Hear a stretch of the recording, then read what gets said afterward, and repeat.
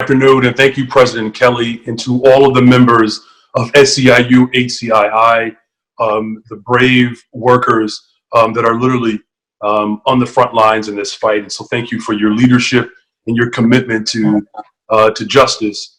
We are, as elected officials, are calling upon the nursing home owners to do this with all expediency, to settle this contract with the provisions that are needed to safeguard both the workers and, of course, the residents. And, of course, that includes raising the wage of these essential workers to a minimum of $15 an hour and then $16 an hour for the certified nursing assistants.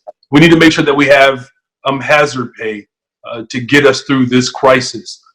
Time and a half, we believe, is reasonable to make sure that we are providing the quality of care for every resident and every family that relies upon these nursing homes for their family members.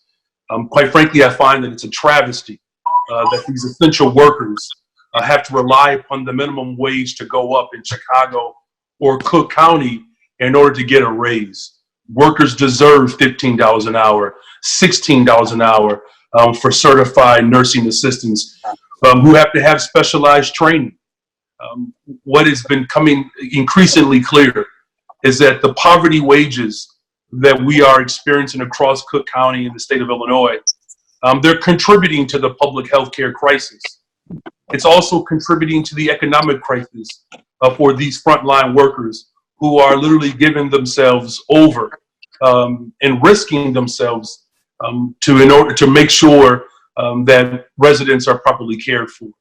What we also know at the time of this pandemic, that the majority of the nursing home workers are African American and Black women in particular. I appreciate the stories that have been shared this afternoon, because it's clear that the higher risk factor of the COVID-19 are people within my district, the Black community, that have borne the brunt of not just this crisis, but pandemics that have gripped the imaginations as well as stifled the growth of our communities for generations. And so not only do you have the support of me and other elected officials, but there's support across this state calling for economic and social and racial justice during this pandemic. We are calling upon management, the leadership of these facilities, to do right by the workers that everyone knows they're essential to the existence of families who rely upon these services, and their family members rely upon these services as well.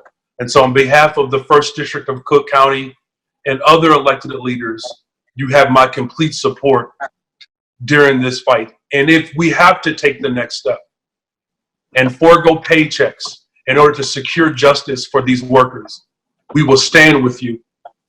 We will stand with you. Thank you.